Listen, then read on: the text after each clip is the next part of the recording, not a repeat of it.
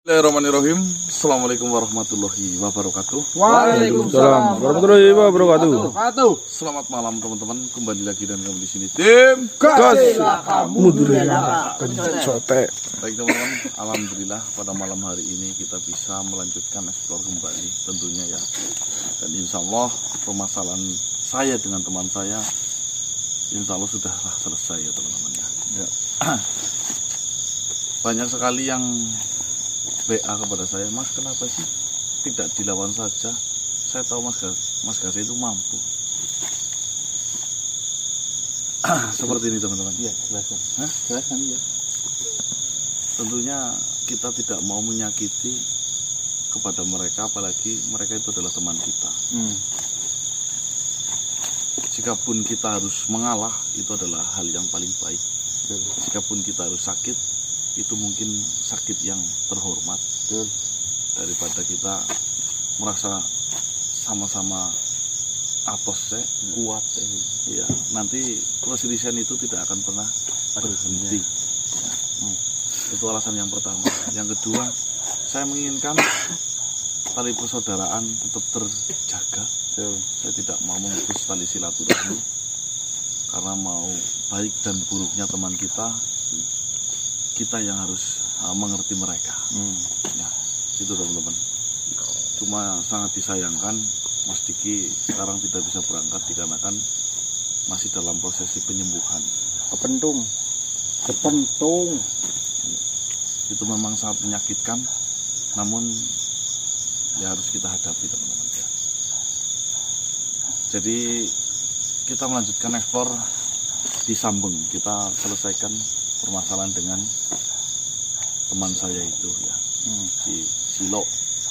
Jika teman-teman menganggap wah kurang puas Mas Gase ya, saya tidak akan pernah mencari sebuah kepuasan demi sebuah kemenangan ya.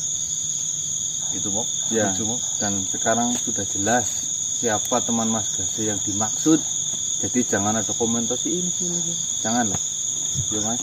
Ya, itu teman-teman. Jadi poinnya sebenarnya sederhana. Dulu memang saya sering menemani Silo, ya mungkin Silo kan membuka praktek teman-teman. Dulu dikala itu saya membantunya. Namun semakin hari saya amati justru semakin melenceng. Yang awalnya niatnya menolong, tapi lama-lama yang datang justru perempuan-perempuan punten yang nggak berpakaian. Dan di situ banyak sekali pemasangan susuk punten ya. Itu satu, terus banyak sekali yang memanfaatkan untuk media dendam. Santet, dikit-dikit santet.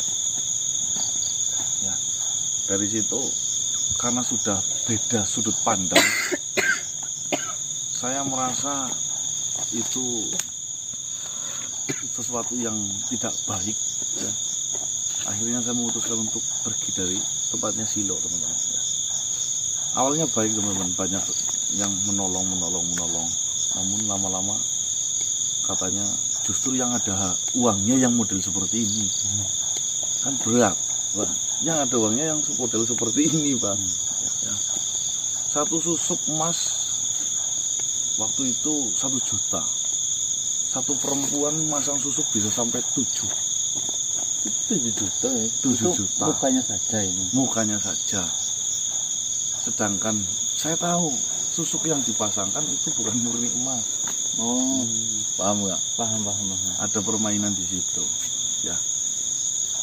Sudah memasang susuk saja salah. Iya. Ditambah nipu susuk itu bukan emas, mengakunya emas. Kesalahan bertumpuk kesalahan lagi ya. Iya kan? Nah, sampai akhirnya saya disalahkan di situ teman-teman. Dikarenakan alhamdulillah mungkin saya sekarang sudah memiliki gubuk lah, rumah sama gerobak. Ya sederhana, namun si Silo itu merasa Menjadi penggali loh, Bonong keluar nggak nemenin saya, ini malah punya rumah. Iya, saya rumahnya kayak gini-gini saja. Ciri-ciri punten, mungkin ini penangkapan saya. uang jika gampang dicari, hilangnya pun gampang. Susah untuk dikumpulkan. Ya apa enggak? Benar-benar. Ya mau sehebat apapun kita berjudi, yang informasinya kita dapatkan 50 juta satu hari, mana penjudi yang kaya itu? Iya betul Mas. Realitanya mereka akan terlilit hutang, justru hidupnya malah berpoya-poya. Sama halnya dengan kegiatan itu, mungkin saja karena mudah cari uang, mudah pergi juga uang itu. Lah, barokahnya tidak ada, sehingga tidak ada yang nyantel di kehidupan. Karena gue ndik lah. Benar benar. Itu ya teman-teman ya, tapi sudahlah, itu jangan untuk pembahasan. Saya tutup cukup di sini. Intinya jangan menambah masalah lagi atau menggoreng-goreng masalah lagi. Karena saya melihat ini Silo itu membaca komentar Ya, dari YouTube saya ini. Baca baju.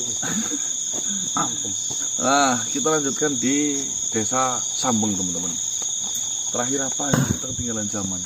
Ropinga itu terluka dan akibat kehilangan sendi pitaka. sendi pitaka itu teman-teman, yang perlu kita pecahkan. Intinya kita mencari informasi karena kita sudah ketinggalan 2 malam di Sambeng ini. Itu ya, mungkin itu dulu ya. Oke. Yo, in. Tembak langkah mundur, langkah mundur. Kiri, kaki. Ini ngarep minggu. Pokoknya buat nyendangan jam 18.20 setai. Tapi sholat terlebih dahulu setai nonton video tim kaset. Dan jangan lupa kalau Mas korban masih ini Mbok Mas? Monggo Mas. Masih. Asik. Ini kuota untuk korban itu masih, silakan jika jenengan ingin gue langsung hubungi kring nanti dikumpulkan dan kita korban bareng-bareng. Mbah, siapa Mbah?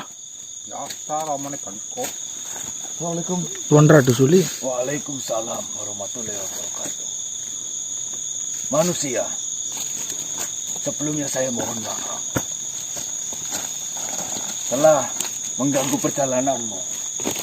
Tetapi di sini saya ingin mengatakan beberapa hal kepadamu. Yang pertama, saya berterima kasih padamu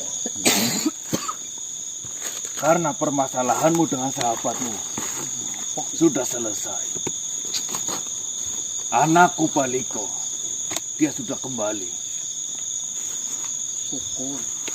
Namun di sini ada yang saya sesali. Kembalinya anakku Baliko. Dia dalam kondisi yang tidak baik-baik saja.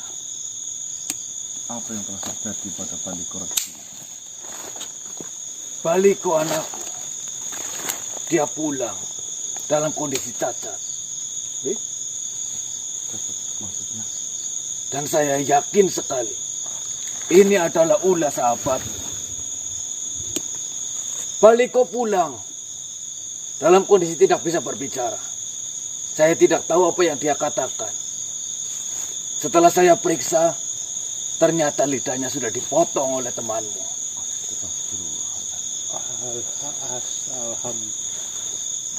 Saya sadar Baliko memang sudah melakukan kesalahan sebelumnya.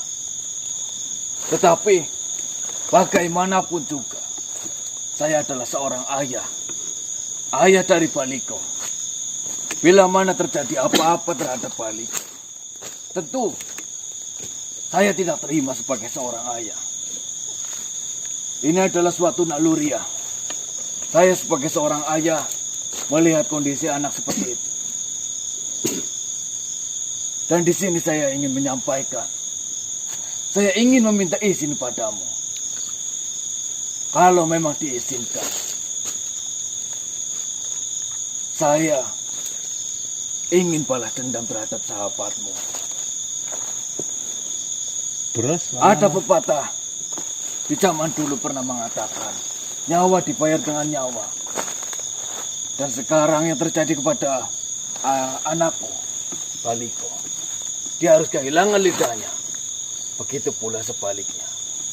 Saya ingin menghilangkan lidah dari sahabat. Seperti ini Tuan Pak Dusuli.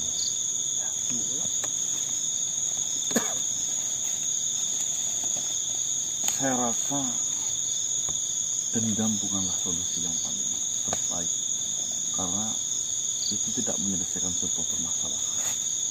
Itu yang harus digarisbawahi. Yang kedua,